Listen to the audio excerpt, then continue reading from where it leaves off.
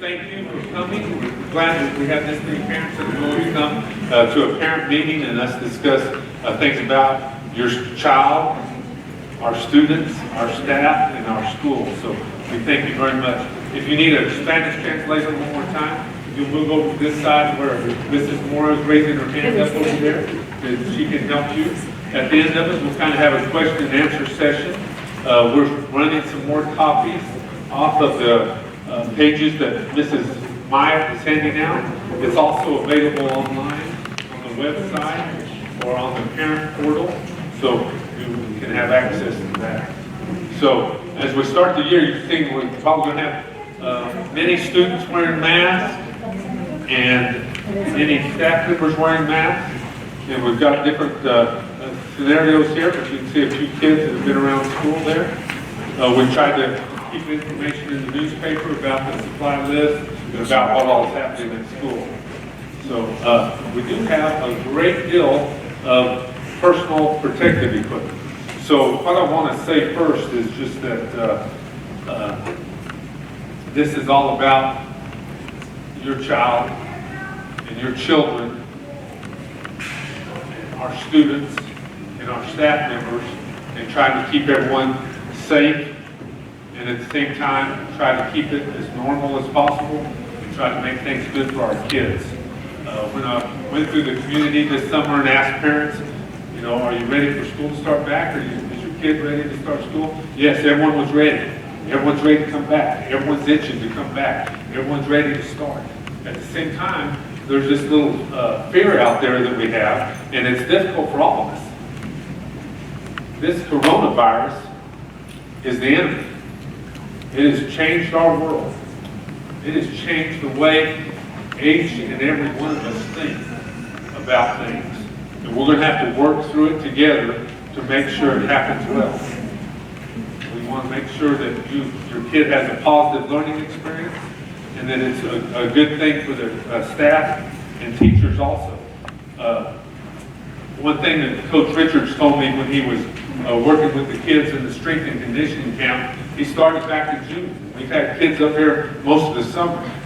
But one thing he told me, he says that he's never heard among those students the word COVID-19. You know what? Because the kids want to be kids. They want to learn. They want to achieve. They want to succeed. They want to come to school. Now, yeah, it's a little bit scary because it may be a little different this year. Our teachers want the kids to come back. We're excited about the opportunities of your children coming back and of them learning. At the same time, we do know that there's a little concern out there. So we want to work through some of those and try to figure out the best way to do it. So in the spring, you know, we kind of got cut off right there near spring break, and we called it crisis learning. And we were trying to figure out how to deal with the crisis, thinking that we would get through that crisis and school would start normal. Well, it didn't quite happen that way, but I want to give kudos to our teachers for the jobs that they did trying to get the technology up. Our teachers were some of the most responsive teachers in the state of Texas to try to get information to your kids. Yeah, it was messy and it was not real, it was a little awkward, but we did the best we can, and I really want to praise our teachers for working through that. So this fall, let's see, so that was called crisis learning. So this fall we have choice learning. And there's going to be some choices made. There's going to be choices made by parents. There's going to be choices made by students. We've got to figure out how to make this all work. We're trying to figure out exactly how many kids will come to school so we can figure out how to organize the classrooms and make things positive as we can for the kids. Because again, I will say, your kids want to learn, and they want to achieve, and they want to succeed. And that's exactly what our staff want for them. So some of the positive things that have happened, I'm going to go through a few slides. Oops, there's one with just kind of a couple of models showing face shields. But we have a lot of positive things happen in the spring with our staff members and incentive pay, teachers of the year, had a great graduation, the first one in the state of Texas. I applaud Mrs. Messier and her staff for getting that accomplished. We've had a few staff members get married. We've had new floor tiles put in a lot of the school area, and it's very clean and things have been cleaned more maybe than in past years because we've had a little extra time to do it. I thank Mr. Whalen and his crew for taking care of that. Here's a classroom that maybe not quite socially distanced yet. The teacher may not have come up, but we just took a picture of the classroom. Then there's another one where maybe these desks are 5 or 6 feet apart. So each teacher is going to help social distance in their own classroom. So we're going to figure out how to make that the best. We've got a lot of different kinds of classes. I've got music classes down in elementary, and we've got welding classes in the high school. We've got PE, we've got English, we've got math, and we're going to have to depend on our teachers a little bit to do the social distancing in class. One of the things that will happen is since there will be fewer students because some will be choosing remote learning. We'll talk about remote learning and on-campus learning in just a little bit. But there will be fewer students probably at school this year. And we want to have respect for everyone and whatever choice that they make, whether they're making the choice to be remote or they're making the choice to be on campus. Of course, we as educators feel like being on campus and having that face-to-face instruction is going to help your child learn best. But we want to respect everyone's choice as we go through this. There's some more new tiles over at the junior high. We've got some new basketball courts over at Dillman and playground equipment. This is some of the personal protective equipment devices. We've got several pallet loads, and so the men were able to look at these and try to get them all organized. We've got new thermometers, and we even have the new wrist scanning thermometers out there. And when you came in, we wanted to experiment with them. They just came in today, and we wanted to see if that works. So that's one of our screening devices for the kids. So Mr. Nusser and Mrs. Basir doing that, and Ms. Cage showing how it works. Here's Watson Junior High with a picture of how they're going to do some social distancing. And if you can see the two temperature kiosks there, they've got some ideas already planned for how they will have students come into the building. So we're wanting it to be as safe as possible. Here's we've got a new set of teachers that are working on their situation about how to learn to be a teacher. And so as they work through there, Ms. Heathington was giving them some instruction. There's our technology crew. They've done a wonderful job of trying to get the technology out there. We are pretty sure we have enough technology, 4th grade through 12, to have Chromebooks, and then pre-K through 3rd grade, we probably have iPads. Now some more has been ordered, and we've got more things on the way, so we're working through that situation too. Our teachers are just waiting out in the parking lot to see if kids are going to start coming, and our kids are ready to come. And so there's good things that are going to be happening as our teachers are ready. So this was a kind of a draft that I made several weeks ago, and so it's just talking about keeping students safe, keeping the staff safe, and trying to be as comfortable as possible for the learning situation.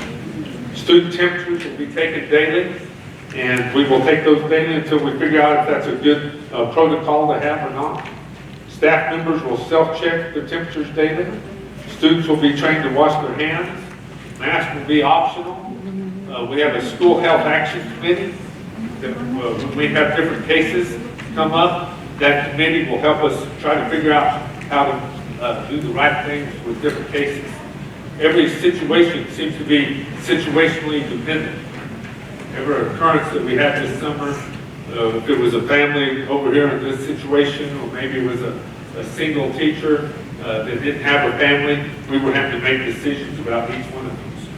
So we come up with a lot of different ways to try to help things be safe. There's sanitizers in every classroom for student and staff use, and we will notify the parents through several types of media the best we can. We even think the first day, Mrs. Heathington will talk about this a little bit more. We want to make it good for the parents to bring the kids. At the same time, it's going to be hard for the parents to walk into the classrooms and stuff after that. So we will be screening a little better. Okay. So that's most of the items I wanted to talk about. Mrs. Heathington? She'll talk to you about remote learning and on-campus learning and kind of the difference.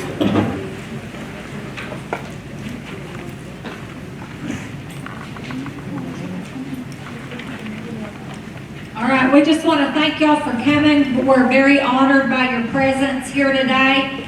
And we just want to let you in on some information that we've been working very hard over the summer with and trying to make some decisions that are going to be good for your students, good for learning, and good for our community and our staff as well. A couple of the slides that I want to go over are going to talk about the differences as well as the likes between on-campus and remote learning. So as you look at these slides, you'll see on one side is on campus, the other is remote. There are some things that are very similar that will be exactly the same no matter where you're at. But if you're on campus, of course you're going to be in the school building in a classroom with your teachers. They will be doing the guiding of the learning. 90% attendance is required from your student, whether you're on campus or you're remote, if you're at home. You have to participate 90% of the days in order to get credit for that course. Also, we'll be tracking attendance and grades on a daily basis at home and on campus. The teacher will teach all the lessons if you're on campus. If you're learning remotely, the teacher is going to provide all the lessons, but you, the parent, are going to be responsible for how those students are interacting with that lesson and with that material. Students will have to complete all their work for grading, whether they're on campus or remote learning. And 70% mastery on all their work will be required, whether you're at home or you're on campus. That's a state requirement in order to get credit for that grade level or that course subject here at the high school and the junior high. Some of the other things that we'll look at are on campus, they'll be washing hands regularly, hand sanitizers, Dr. Richards has already mentioned, is readily available. We'll encourage students to use their own supplies and not be sharing materials. They'll be eligible to take all offered electives within their personal graduation plan if they're on campus. If you're remotely learning, there will be some limit to that because there's some things that just cannot be done remotely. So there'll be some information at the high school when you register on that. There's more information in the handout as far as electives and CTE courses, dual credit. You will have to be on campus for your dual credit and your honors classes. That is not something that will work remotely.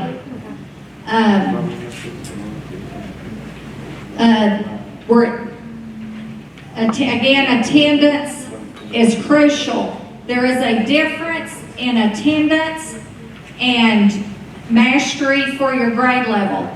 So engagement and attendance are two different things. You can be online and show that you've done some work and get attendance. You'll be counted present for that day, but if you're not engaged in making mastery in your standards, you won't get credit for that work. So there's a difference in your attendance and your engagement in the work. So keep that in mind as you make these decisions.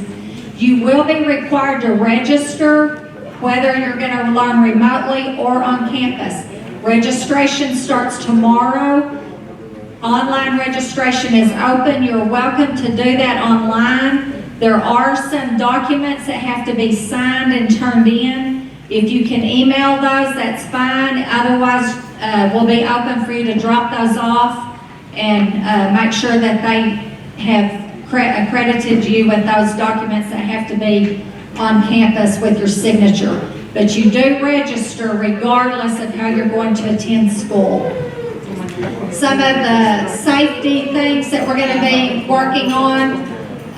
This first one is really more for Dillman kids. I don't think your high school kids allow you to walk them to class anymore, but we'll be limiting visitors at all of our campuses, just for safety and so that if there is a positive COVID case, we know how to track who's been on campus, who might have been infected by that positive person. We'll be checking temperature, as you've seen in the pictures, and then as you witnessed as you came in the doors back here. Our desks will be sanitized. Our teachers and staff are going to self-check every day before they come. The water fountains will be covered. Mrs. Basir has purchased a water bottle for every high school student. I believe there's a plan at the junior high for water bottles as well, but we will not have the water fountains open for health reasons. Buses are going to be sanitized after each bus route in the mornings and in the afternoons, and then more if needed. We won't have visitors for lunch, but you will still be able to, if you are accustomed to bringing your child's lunch up here, there will be a procedure for that. You're still welcome to do that, but we won't be allowing visitors to eat with our students in the lunch in the cafeteria. We'll evaluate all of our procedures often and at least every 6 weeks to see if we need to make any changes. In your handout, this is the same document that Dr. Richards posted on our website today, but this is our reopening statement.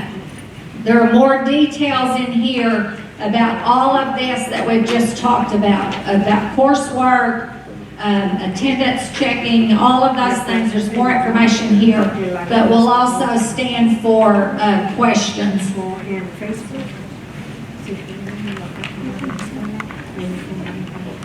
Okay, we want to thank y'all for coming, and we appreciate all the attendance of y'all come tonight to talk about our students and our staff and our school.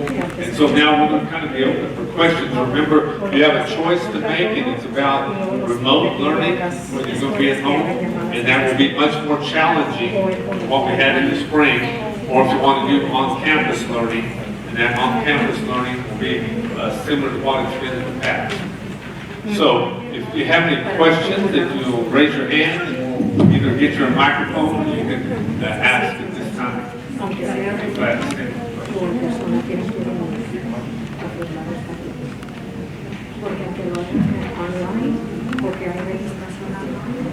Yes, ma'am. The students will come every day. The on-campus students will come every day. So the deal is you have to make a choice. And so you need to make your choice these next 2 days during registration. And then if you choose on campus, you have to be on campus through the first 6 weeks. If you choose remote, you have to be remote through the first 6 weeks. At the end of each 6 weeks, you can make another decision. And if you want to reverse your decision and go back remote or come back to campus, you're welcome to do that. But once you make the decision in the next 2 days, you'll have to stick with it for the next 6 weeks. Yes, sir. Okay, say it one more time. Okay. He asked if you have a student in athletics, but they want to do remote at home, how does that work? So we made a decision. We told over this decision. It's very challenging for us. But we decided if the student wants to be remote and that family chooses to be remote, he can still participate in athletics. That person, boy or girl, will have to come during athletic periods. So they'll still have to come up to school just during that period. And then they will go back being remote. And then they will have to come to practice after school. So does that kind of answer the question, or you need more clarification? So we wanted to make it as much choice as we can. And at the same time, we're stepping way outside of our box, and we're putting a situation that's probably different than a lot of school districts. Right now, I think there's only about 6 school districts in our region doing that. Yes, ma'am. For both high school and junior high, on the question he just asked? Yes, ma'am. How about for band? Yes, band will be the same. If they want to be remote, but they'll have to come up during marching period So that's usually before school, and then first period, is that right, Mrs. Basir? So, and then they will be able to participate. Also in band, they have a lot of instrument covers, and like, I was looking at a flute deal the other day, and it was all covered up, and the child kind of puts their hands in the middle of it to try to keep those respiratory droplets getting in other places. So the band will be an interesting situation. Thank you for asking a good question. Any other questions? Can you give me an example of what a day would look like or a class would look like in the junior high? Well, For a student learning remotely? For learning remotely. I may have to have a little help with this, Mr. Nutzer, but I'm going to try. So they will need to log in with their Chromebook. I think Chromebooks will be distributed during registration, is that right? And then they will have to log in that day and get on what we call a learning management system. And then they will have learning software on there, and it's called Edgenuity. And then there's some other software learning too. And so they have to check in sometime between midnight and 11:59 p.m. the next day, and to be counted present for attendance. This is what Mrs. Heathington was talking about. And then they need to do 3 or 4 hours of work during that time.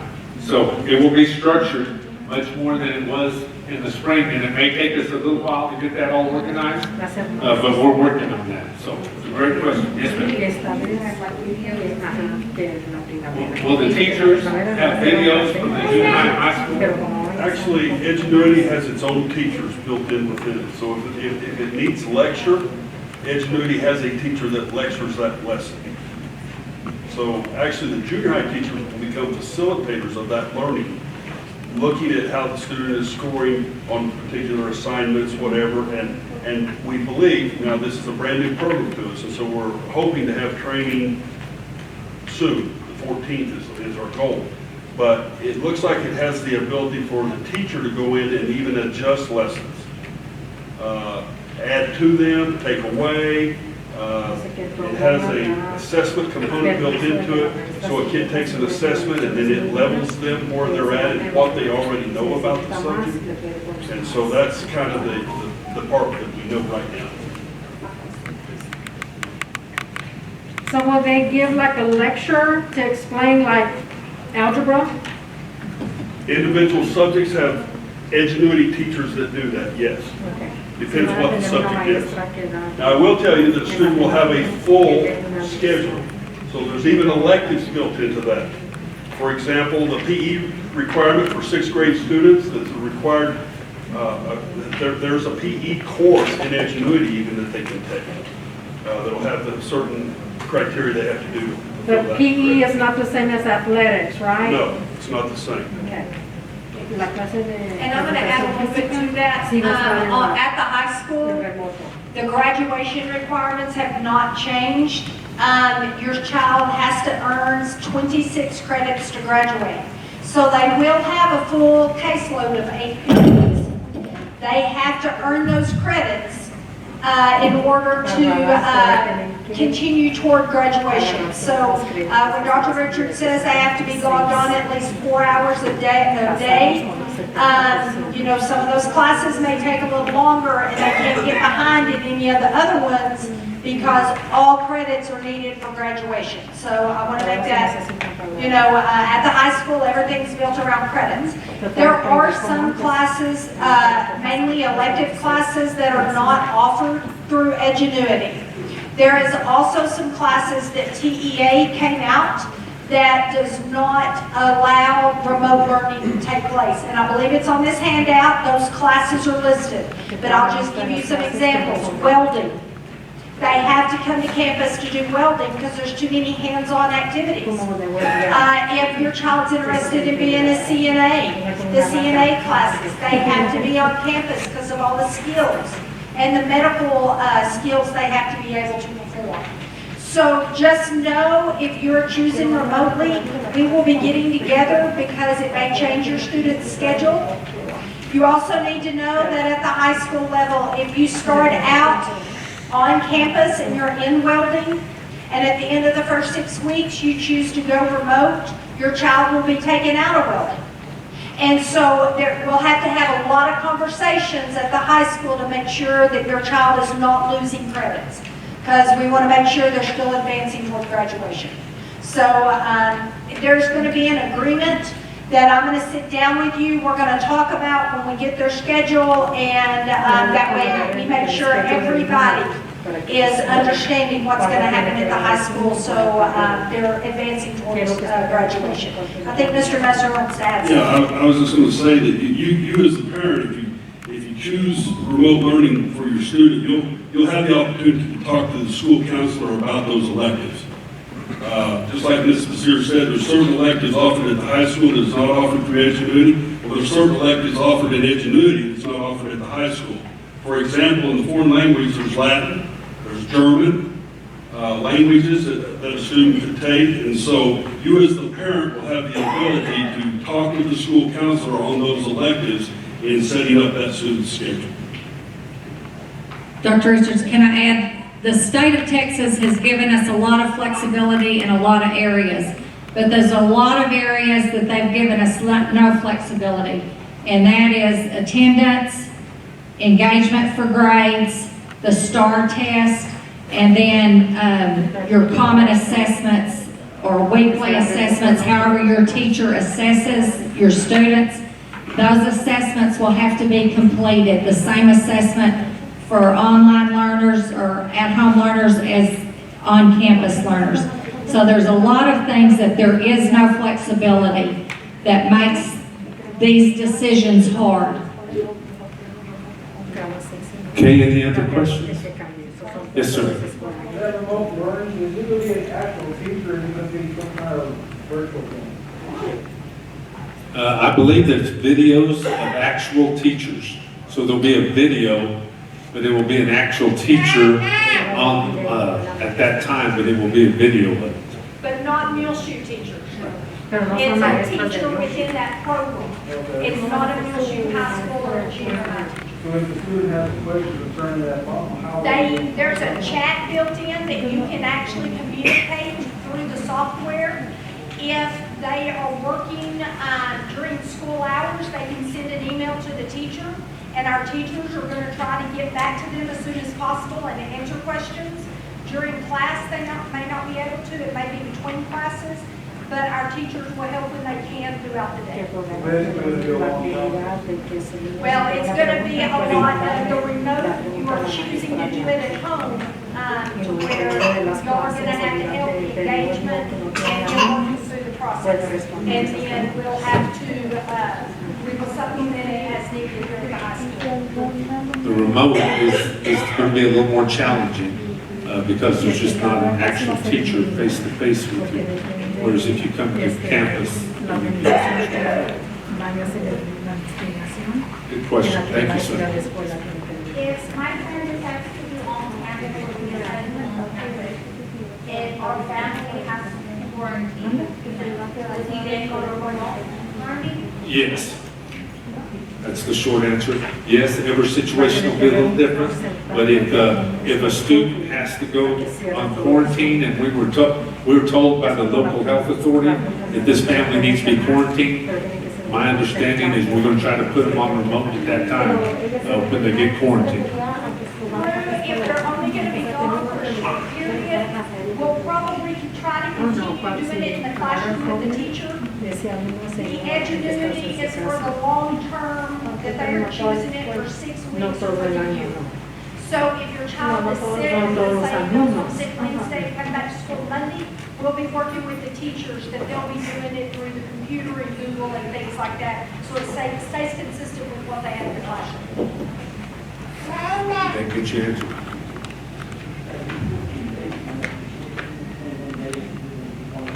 Right, could be 14 days, we're not sure, and that's why we said it's situational depending on, right. If they actually have a positive confirmed case, yes, it will be different, and so it'll be a challenge. So that's a challenge for all of us, and we'll try to make sure we do the best we can with that.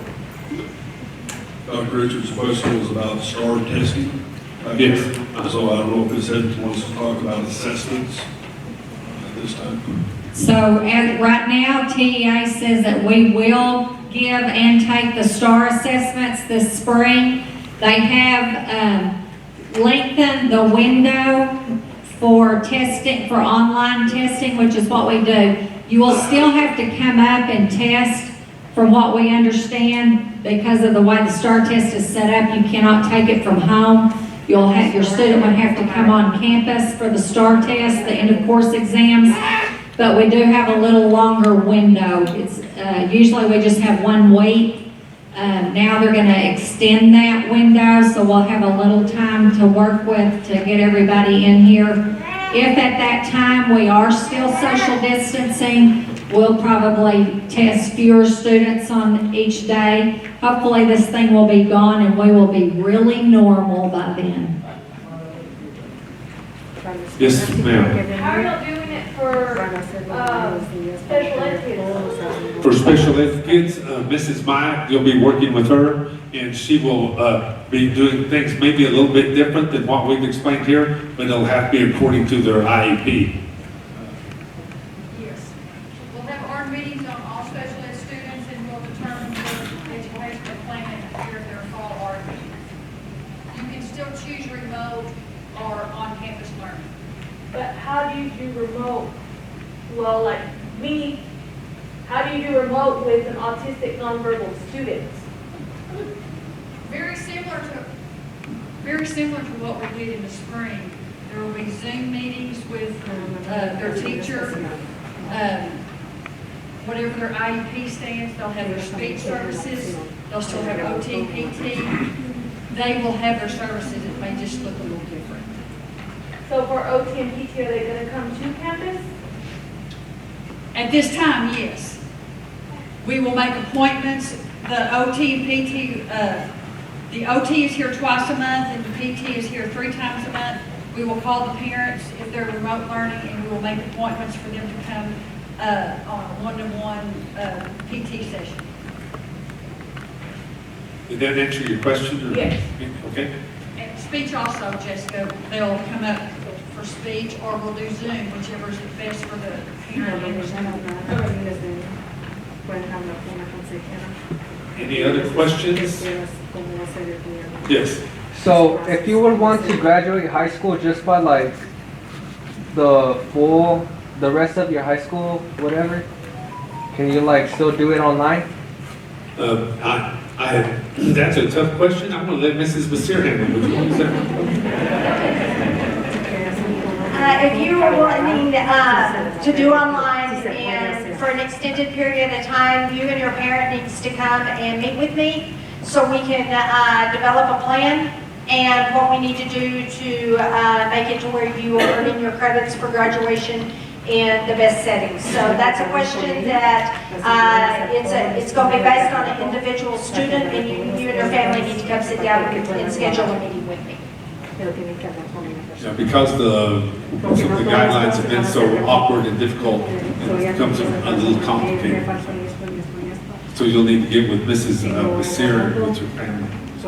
Anyone else have another question? Any other questions?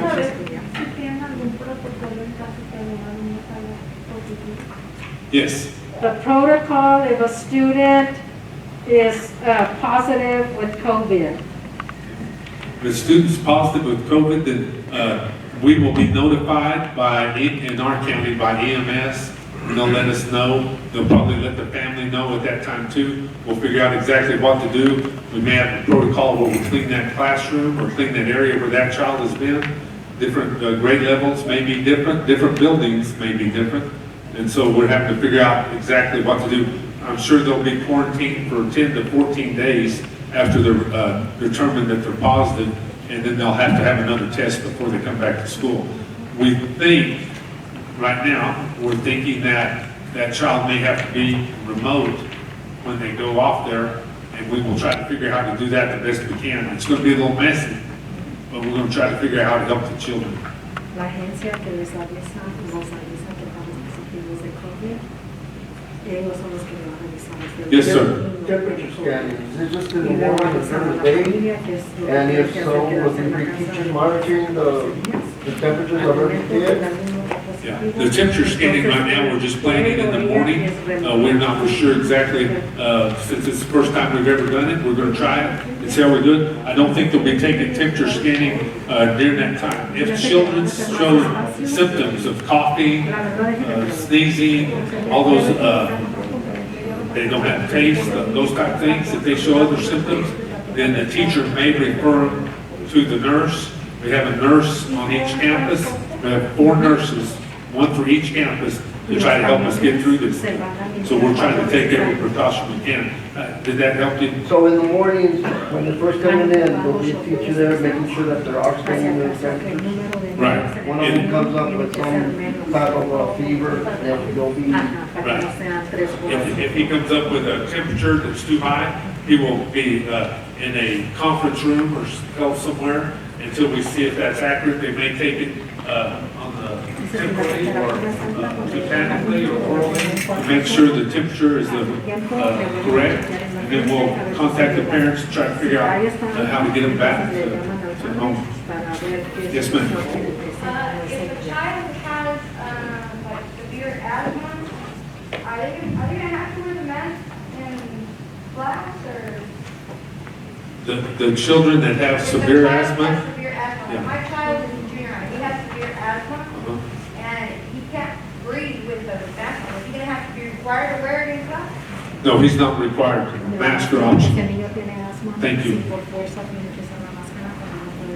Bruce, I was just gonna say on the temperature scans, just like these machines that were at these kiosks that were out front, every building will have those at the entrances. So every student will pass through those every morning. Yes, ma'am. The sanitizing of the bathrooms, how often does that happen during the day? I'm not sure we've discussed the sanitizing of the bathrooms. We've talked about the water fountains, but we'll probably sanitize those bathrooms 2 or 3 times a day. Trying to figure out how to do that. We'll also be expecting those students to help wash their hands. And so we want you to help us encourage your children to keep their hands washed, keep their hands sanitized, and to take care of those kind of precautions also. And you may have discussed lunch. Are they all going to lunch at the same time? Right. Junior high will still have this similar type lunch situation, and so will high school. But you have to remember, there won't be as many kids here as there has been in the past. So there will still be the best social distancing we can do at lunchtime. Muchos van a ser remotos o no va a ser la misma cantidad de alumnos en la escuela. So el lunch y el horario va a ser igual.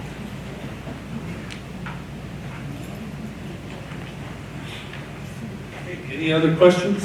Que traigan sus turnos.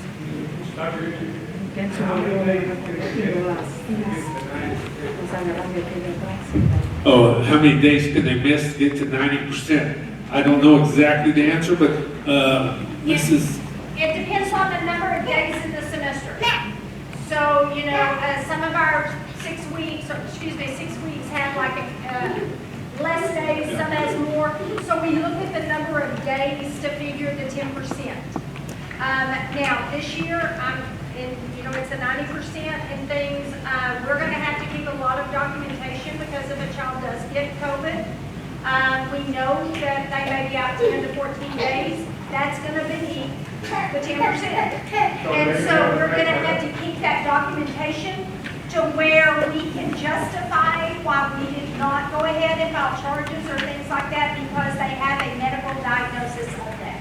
So there will be a lot of documentation kept this year, more than normal, when students miss school. And we do know that there's 3 things that are going to be required this year, and one of them is flexibility, and the second one is patience, and the third one is grace. And we're going to try to work through every situation the best we can to make it good for your kids. So any other questions, any other? Yes, sir.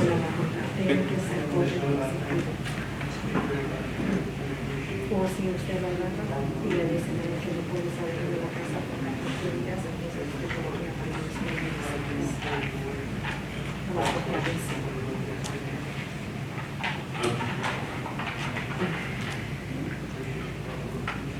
Thank you. Clifton, I appreciate that. He's just encouraging us for the work that we're trying to do to make all of this work for everyone. And the best thing we thought is that we're going to call it choice learning. People are going to be making a lot of choices. They may be making choices about their class, whether it's remote or on campus. They may be making choice about masks. We want to show respect to everyone with the choices that they're making. So that's an important thing. And we hope that that's what kind of pulls this all together and makes it great for your kids this year. Yes, ma'am. Can they take honor classes online? No. No, clases de honor. If they come back after 6 weeks, can they then choose the honor class? We'll have to sit down and look at it because they have to participate so much of the school year to earn that honor credit. And they need to know that if they are, looking for the valedictorian, the salutatorian, or the top 10% in the class, and they're remote and cannot take honors classes, their GPA and their class ranking will be affected because all of that is weighted. Dice que si quieren, pueden aprobar primero, segundo de su clase. It's been difficult to make those decisions because of the valedictorian and salutatorian situation. So, okay, any other questions? Yes.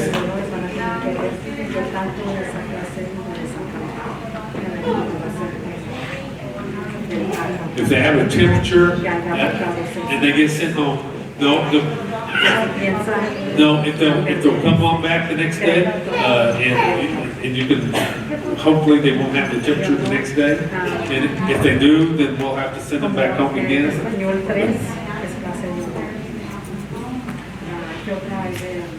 That it's going to be a sick, I'm not sure if we've addressed that. She's asked if a student has temperature and they're sent home, are they counted absent that day? Yeah, so she's asking, do they come back the next day or do they have to have a doctor's note? Our nurses will be in contact with you, and we're sending them home. The nurses will be in contact with you, and y'all will make a plan.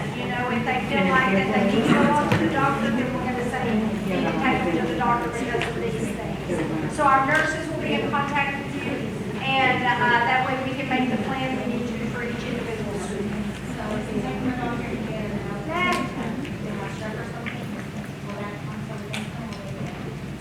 it can be against them if they have strep, if they went to the doctor. They're still going to be counted absent just like they were this year. And then when we start looking at attendance, we will definitely, like I say, there's going to be more documentation on doctor's notes and everything else, because we do know strep's already going around, the flu is going around, the virus is going around, and so we're going to be having to make a lot of decisions to contend with a lot of those.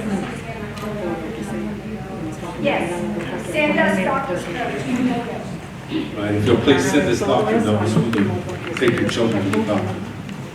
Anything else? Any other questions? How is athletics going to work like football season wise? Like, are you going to have social distance at stadiums, or how is all that going to? It's a great question. She's asking, how's it going to work at the football stadium? UIL has sent out a few guidelines, and we're trying to work through those. There'll only be 50% capacity at the stadium, so we've already talked to some other school districts, trying to figure out exactly how that works. We won't have season passes this year. So we're trying to figure out if we can sell the tickets online, because we can only have 50% for the hometown. We can only have 50% for the visitors. Other superintendents I've talked to right now, we're going to try to buy a few extra sets of bleachers for the band. If someone brings an 80 or 100 student band, that would take up quite a bit of 50% of the visitor side. So we're trying to figure out how to make that all work. Some school districts are not letting their band go to football games at all. We're going to try to have it there, but 50% at the games. So it's just going to be like first come, first served basis. Well, if we do it online, you may have to buy your ticket online, maybe first come, first serve. I have talked to Sundown School District. They're willing to let us bring our lawn chairs and sit out side where they're at, because we play there first. And so we'll have to figure out exactly what 50% is. So, But yeah, there could be a chance that you might come to the game, you get there late, you may not get to come in, but we'll try to get everyone in there we can.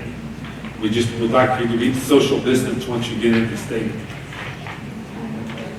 Cross country, is that gonna happen this fall? But cross-country is planned for this fall. Okay. We've had to change, excuse me, ma'am, sorry, just a second, I'll get with you. We had to change some of the dates. In fact, there's a meeting Wednesday to make sure about how the dates of the final part of it is, because basketball and cross-country and them have been changed just a little bit. Han cambiado las fechas cuando Okay, sorry, ma'am. Usually no. se tiene que comenzar más o menos a hablar de ese caso, a ver qué tanto se puede en la escuela, pero puede haber All de the cross kids country. that are here, they get close to those kids that grade. Yeah, good question. I would probably screen them some way, and probably by temperature. Good question. Okay.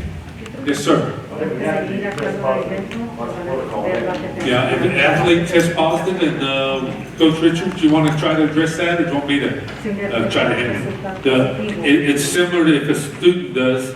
The problem that we're having is the contact tracing. And so if it was during a football game, it may be very awkward.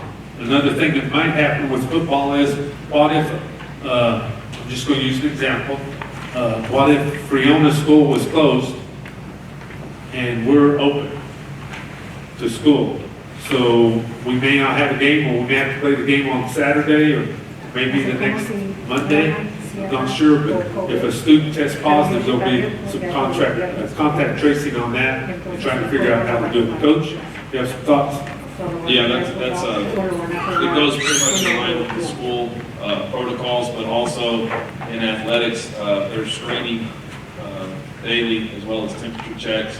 And then we've done our best to separate our kids by the teams that they're on. So if something did happen, we could try to keep that in one spot.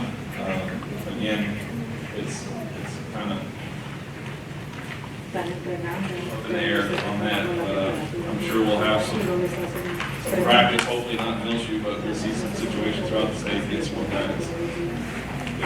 Well, I think there'll be a lot of testing going on that happens. Any other questions? Thank y'all. Yes, sir.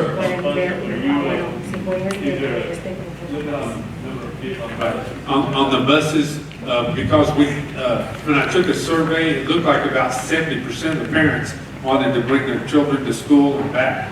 We're planning to run the buses normal right now. I did hire a couple of extra bus drivers in case we have to run some extra routes. We will be sanitizing either 2 or 4 times a day on the buses, trying to make sure they're clean. We want the students that are in the same family to sit on the same seat, and then we'll spread them out like that. So we'll have as much distancing as we can. Great question. Niños de la misma familia se pueden sacar juntos en el camión. Okay, thank y'all very much for coming. We appreciate it. It's great to have this much parent participation.